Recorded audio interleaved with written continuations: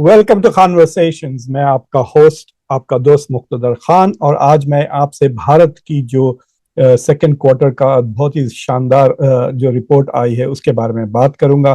भारत की economy has grown by 8.2%, expectation से बहुत ही ज़्यादा। रिजर्व बैंक ऑफ इंडिया का एक्सपेक्टेशंस था कि भारत इस क्वार्टर यानी जुलाई, अगस्त और सितंबर की हम बात कर रहे हैं, ये नवंबर का महीना खत्म हो रहा है। सो बेसिकली जो सेकंड क्वार्टर है इंडिया अपना अप्रैल टू मार्च होता है इंडिया का फिस्कल ईयर। तो जो सेकंड क्वार्टर है जुलाई, अगस्त और सितंबर के 8.2% यानी 8.2% से इंडिया की इकोनॉमी ग्रोथ हुई है। एस्टिमेट्स आरबीआई का 6.8% था, और जो आईएमएफ का एस्टिमेट था 6.5%। उन सबको हैरान करते हुए भारत की इकोनॉमी ने बहुत ज़्यादा शानदार परफॉर्मेंस किया है। तो आप सबको मुबारक हो, और this is really good news. खासतौर से जो डर था कि डोनाल्ड ट्रंप के टैरिफ की वजह से शायद इंडिया की economy may not do well, उसके लिए ये एक तरह से मुंह तोड़ जवाब है डोनाल्ड ट्रंप को। लेकिन अब आती है ना बात, लेकिन दो चीजें हैं जो मैं आपसे बात करूंगा। तो आज की जो प्रेजेंटेशन है, आप अगर इसे देख लें तो बेहतर होगा, अगर नहीं देख सकते तो सुन ही लें, क्योंकि मैं थोड़े चार्ट्स वगैरह आपके लिए बनाया हूं आपकी सहूलत के लिए, वो मैं आपके साथ शेयर करने वाला हूं। सो बेसिकली एक पावर पॉइंट प्रेजेंटेशन के स्लाइड्स में आपको बताना चाहता हूं। तो इसमें मैं तीन चीजें कवर करना चाहता हूं। एक, नंबर वन के जो इंडिया की जो ग्रोथ हुई है 8.2% की, उसकी क्या मतलब, उसके ड्राइवर्स क्या थे, उसके वजूहात क्या थे, what was part of it, उसकी वजह क्यों थी, नंबर वन। तो वो मुद्दा मैं आपसे तफसीलन आपसे बात करूंगा। उसमें कोई दो पॉजिटिव चीजें हैं जो मैं आइडेंटिफाई करूंगा। फिर उसके बाद मैं जो आईएमएफ की जो ये रिजल्ट आने से 2 दिन पहले आईएमएफ की एक रिपोर्ट आई कि इंडिया का जो जीडीपी और जीवीए का डेटा है उसमें वो नाखुश हैं। वो इंडिया की सर्वेलेंस ठीक से, मतलब इंडिया की इकोनॉमी को ठीक से समझ कर उस पर नजर नहीं रख सकते हैं, इसलिए उन्होंने इंडिया की डेटा को सी ग्रेड दिया है। तो मैं आपको समझाऊंगा कि उसका क्या मतलब है, व्हाट डज इट मीन जब आईएमएफ कहता है कि ये सी ग्रेड है, और उससे क्या फायदा क्या नुकसान होता है। और जो तीसरी चीज ये है जो शायद मैं देख रहा था मेन स्ट्रीम मीडिया जो आपसे शायद ज्यादा कंट्रोल, उस पर ज्यादा बातचीत नहीं हो रही है, वो इंडिया से जो फॉरेन डायरेक्ट इन्वेस्टमेंट्स है और फॉरेन प्राइवेट मतलब पोर्टफोलियो इन्वेस्टमेंट, एफडीआई और एफपीआई, यानी फॉरेन डायरेक्ट इन्वेस्टमेंट और फॉरेन पोर्टफोलियो इन्वेस्टमेंट। यानी डायरेक्ट इन्वेस्टमेंट वो है जो लॉन्ग टर्म सरकार या कंपनीज करते हैं, जैसा कि आईफोन ने इन्वेस्ट किया इंडिया में आईफोन बनाने के लिए, तो वो फॉरेन डायरेक्ट इन्वेस्टमेंट होता है। और अगर मैं किसी म्यूचुअल फंड के थ्रू या किसी इन्वेस्टमेंट बैंक के थ्रू अगर इंडिया में इन्वेस्ट करता हूं पैसे, उसको फॉरेन पोर्टफोलियो इन्वेस्टमेंट कहते हैं। तो ये दोनों की फरार हो रही है। तकरीबन पिछले 3 महीने में $17 बिलियन पैसा इंडिया को छोड़ के बाहर चले गया। एक वजह जिसके डॉलर की कीमत बढ़ते जा रही है और रुपये की गिरते जा रही है, तकरीबन 90 रुपये हो गया है डॉलर। 89.6 मैक्सिमम था, 89.2 है शायद आज। उसकी वजह यह है कि पैसा भाग रहा है इंडिया को छोड़कर। ना सिर्फ फॉरेन पैसा भी भाग रहा है, इंडियंस भी बाहर पैसा भिजा रहे हैं और उसके वो डॉलर्स खरीद रहे हैं, इसलिए डॉलर का डिमांड बढ़ रहा है और उसकी कीमत बढ़ रही है। तो ये तीनों चीजों के बारे में मैं आपसे बात करूंगा, लेकिन उससे पहले अगर आपने चैनल को सब्सक्राइब नहीं किया हो तो प्लीज चैनल को सब्सक्राइब करें, वीडियो को लाइक करें और इस वीडियो को दूसरों के साथ जरूर शेयर करें। तो मैं हमारा अपना प्रेजेंटेशन शुरू करता हूं। जो पहली तो खबर ये आई है कि ये खबर है कि इंडिया सेकेंड क्वार्टर 2026 25 और 26 की जो फास्टेस्ट 6 क्वार्टर, यानी पिछले 6 क्वार्टर्स में, पिछले 1.5 साल में इंडिया ने इतनी ग्रोथ नहीं दिखाई जितना इस बार दिखाई। जुलाई से सितंबर तक इंडिया की ग्रोथ 8.2% से हुई है। तो ये है, this is the good news जो खबर आई है। और क्लियरली मतलब ये एक तरह से मुंह तोड़ जवाब है डोनाल्ड ट्रंप के, जो कह रहे थे कि इंडिया की इकोनॉमी बिल्कुल डेड इकोनॉमी है वगैरह। उसके लिए this is a very strong response. Number two जो है, ये beats forecast and leads global growth pace, यानी जो मैंने आपसे कहा है कि जो इंडिया का जो एस्टिमेट था आरबीआई का कि 6.8% से ग्रोथ होगी, और जो आईएमएफ का एस्टिमेट था 5.5, उससे ज्यादा, और जितने भी एक्सपर्ट्स जो कई जो जो ग्रोथ, ये जो एक्सरसाइज होता है जो ग्रोथ एस्टिमेट्स का, वो कोई ऐसा साइंटिफिक एक्सरसाइज नहीं होता। मोस्ट लोग क्या कहते हैं, 10-15 इकोनॉमिस्ट को फोन करके पूछ लेते हैं आपका क्या एस्टिमेट है, तो वो इकोनॉमिस्ट अपने एस्टिमेट्स देते हैं, फिर उसको वो एवरेज आउट करके कह देते हैं। तो अगर आपने सीएनबीसी या इस तरह के इकोनॉमिस्ट या इन्वेस्टमेंट बैंक्स वगैरह से अगर फोरकास्ट देखा है, तो it is mostly Delphi method, यानी एक्सपर्ट्स से बात करके वो डिसाइड कर लेते हैं। They are not doing systematic analysis of the economy. तो एनीवे, तो सबसे ज्यादा फोरकास्ट था, और इससे लोग कह रहे हैं कि भाई दो चीजें हैं कि इंडिया की इकोनॉमी में रेजिलियंस है, और बाहर से जो हेडविंड्स आ रहे हैं, यानी जो बाहर से प्रेशर आ रहा है इंडिया इकोनॉमी पे, उसके बावजूद Indian economy is doing well.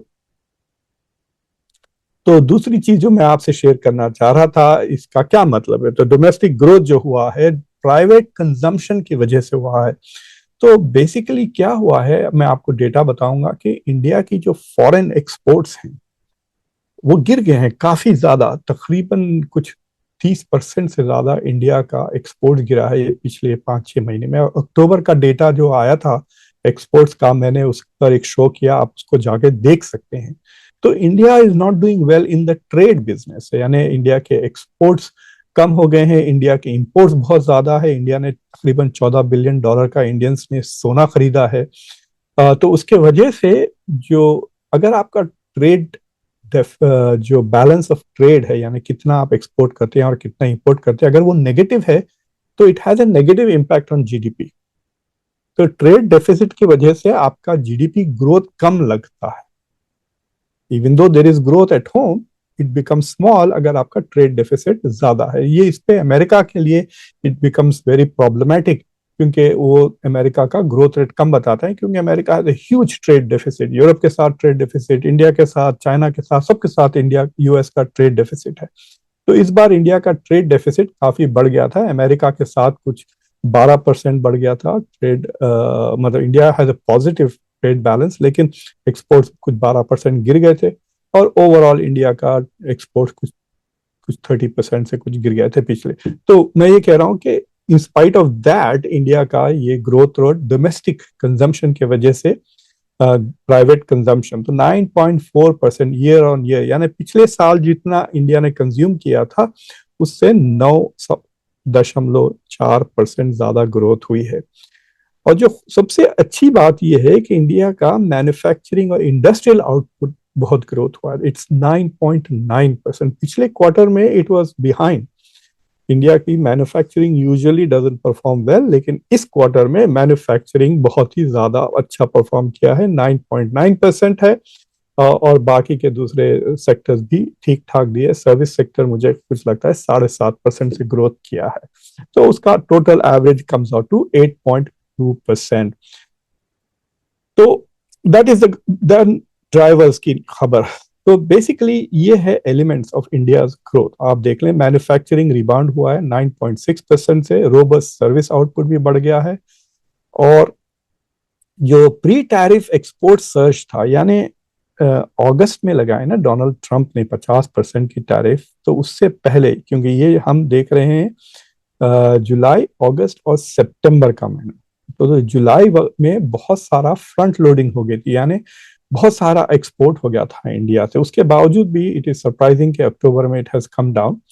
तो इस क्वार्टर में it is showing pretty high, because pre tariff export surge हो गया था, लोगों ने इंपोर्ट करके यहाँ पे अमेरिका में स्टॉक कर लिया था।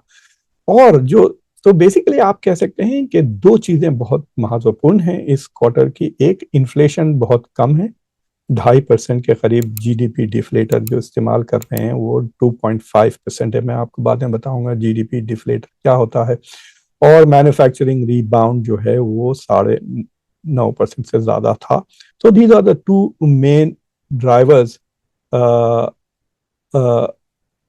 ऑफ इंडिया इस क्वार्टर का ग्रोथ।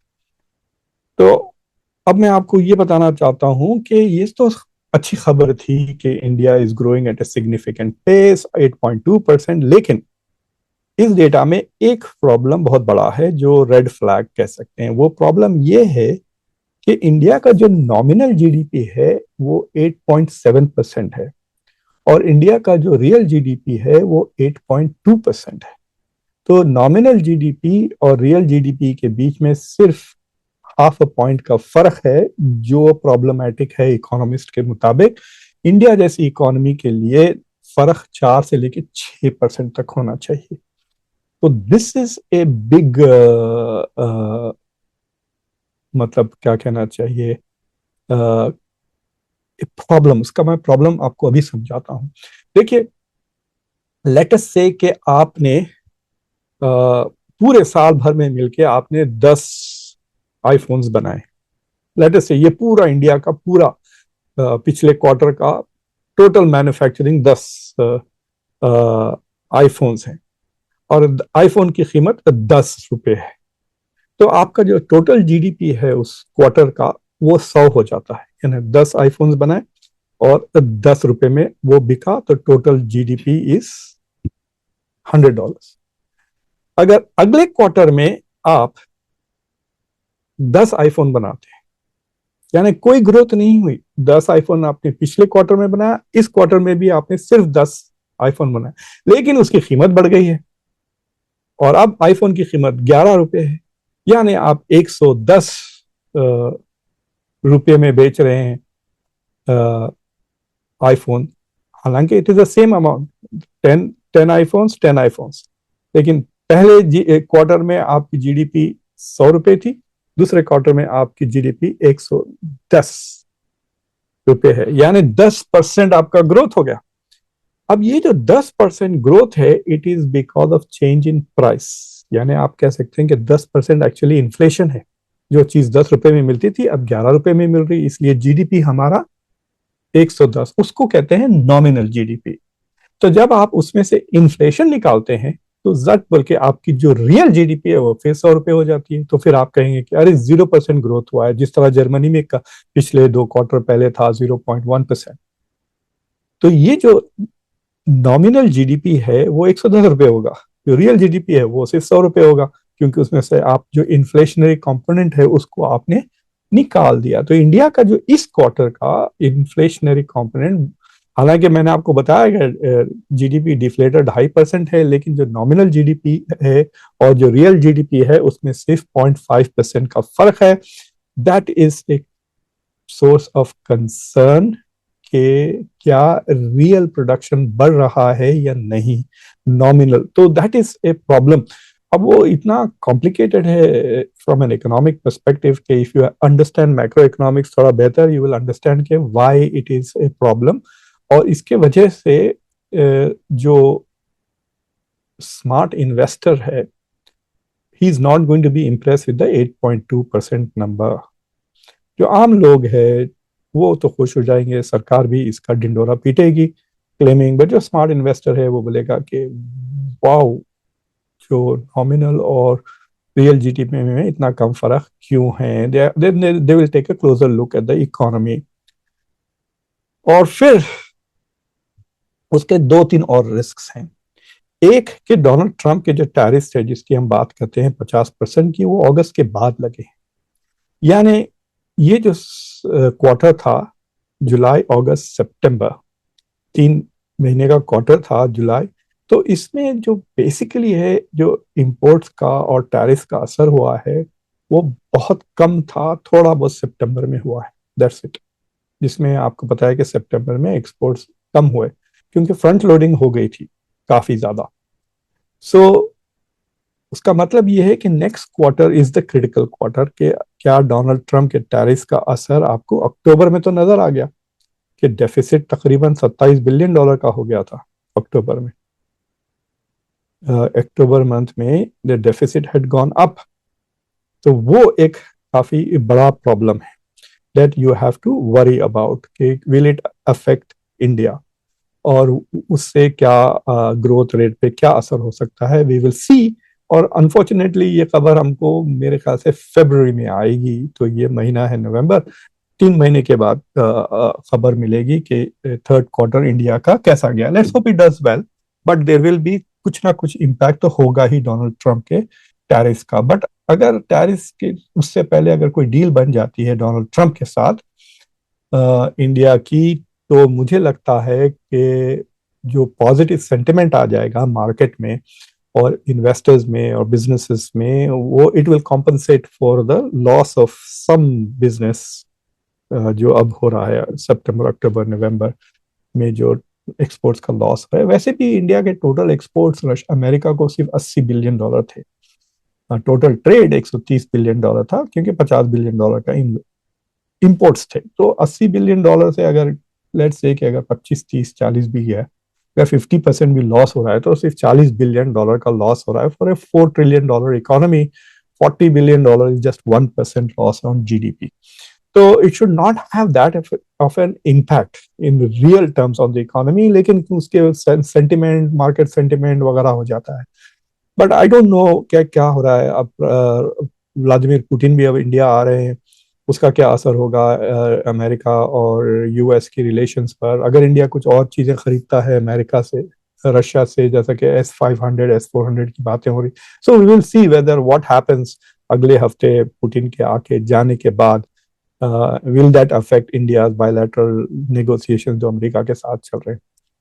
फिर जो दूसरा प्रॉब्लम इंडिया के लिए है, वो ये है कि आईएमएफ ने इंडिया को सी ग्रेड दे दिया।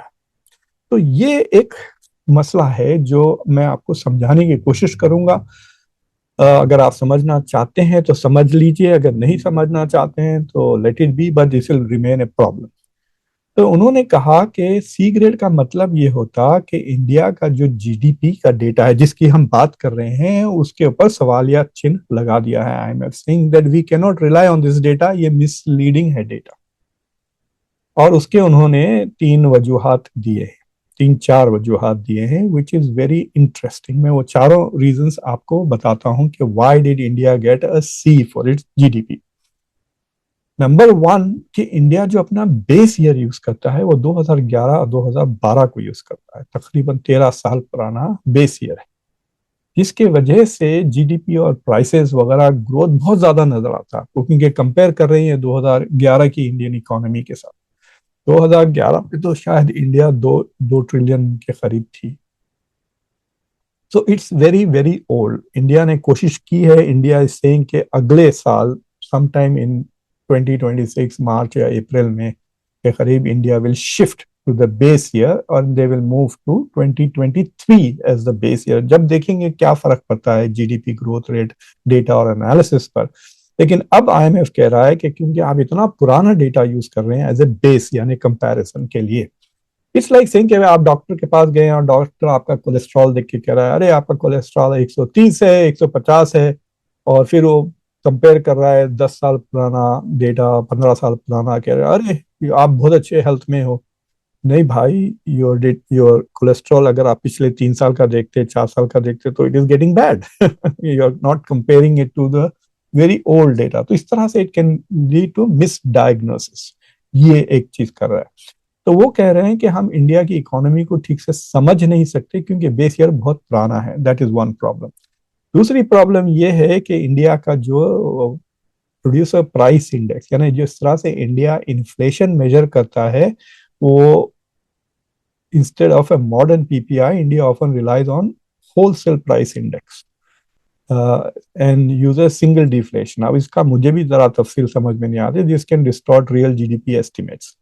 तो वो कह रहे हैं कि ये जीडीपी एस्टिमेट्स को गलत एस्टिमेट कर रहा है, क्योंकि इंडिया जो अपना कंज्यूमर प्राइस इंडेक्स है वगैरह, वो गलत सोर्स को यूज कर रही है। I have to call my son and get a tutorial from him तो समझने के लिए। ये बस बेसिकली ये उनके सेकंड वजह है। अगर आप इसको समझना चाहते हैं तो आप जरा और जाके उसको टेक्स्ट बुक से पढ़ लें। तीसरी चीज ये है कि discrepancies between production side and expenditure side estimates. ये बहुत इंटरेस्टिंग पॉइंट है। वो कह रहे हैं कि देखिए, अगर आप कहें कि मैंने 10 आईफोन बनाए हैं और उसकी कीमत ₹10 है, तो हमारा जीडीपी 100 है। लेकिन कह रहे हैं कि अगर हम एक्सपेंडिचर साइड से देखते हैं तो आप खर्च कितना कर रहे हैं और आप बना कितना रहे हैं उसमें। So there are two ways of estimating GDP के कितना प्रोड्यूस हो रहा है और कितना इन्वेस्टमेंट्स जा रहा है, कैपिटल इन्वेस्टमेंट्स, प्राइवेट इन्वेस्टमेंट्स, खर्चा जो एक्सपेंडिचर हो रहा है all that contributes as a proxy to understanding the economy. तो वो कह रहे हैं कि जब दोनों में काफी डिस्क्रिपेंसी आ रही है, एंड दैट इज सेज कि या तो इंडिया इनफॉर्मल सेक्टर को समझ नहीं रहा है, या there are some problems. They are saying कि दैट शुड नॉट हैपन कि इंडिया की। So basically what it is, it's a very sad thing कि इंडिया अपने आप को इतना डिजिटल गुरु वगैरह समझता है, मैथमेटिक्स के हम इतने 30 मार खान हैं, तो why aren't we doing our mathematics right? कि सरकार डेटा, वैसे भी ये सरकार डेटा बहुत छुपाती है, जैसा मैंने आपको कहा कि आपको इनकम डेटा मिलता ही नहीं इंडिया में, बहुत मुश्किल है, specially when you divided among communities. मैंने पिछले 4-5 महीने से कोशिश कर रहा हूँ to find out how I can estimate the income of say Indian Muslims and Indian, तो बिल्कुल ही नहीं, एक्सपेंडिचर के साथ या उनके जो माहाना खर्चे होते हैं उसके बेसिस पे हम एस्टिमेट करते हैं कि उनकी इनकम क्या होगी। So there is not enough data. जो आम डेवलप्ड कंट्री है जैसा अमेरिका है या दूसरे मुल्क है, जो डेमोक्रेसीज है, उनके पास से जो डेटा मिलता है उस तरह का डेटा इंडिया से नहीं मिल रहा है। जो तीसरी बात ये है, दिस इज इंपॉर्टेंट, कि देखिए अगर इंडिया का क्वार्टर इतना अच्छा था जुलाई अगस्त सितंबर में, तो फिर इतना पैसा क्यों छोड़ के भाग रहा है इंडिया से? That is the question, why is money running away? So for example, अब ये देखिए आप, ये रिपोर्ट अभी छपी है अक्टूबर की 21 तारीख को। This report was published India की एक आई थिंक इकोनॉमिक टाइम्स से मैंने ये स्क्रीनशॉट लिया है। It says net FDI fail 159% in August, as more money left the country than was invested in it। यानी पैसा भाग रहा है इंडिया को छोड़ के।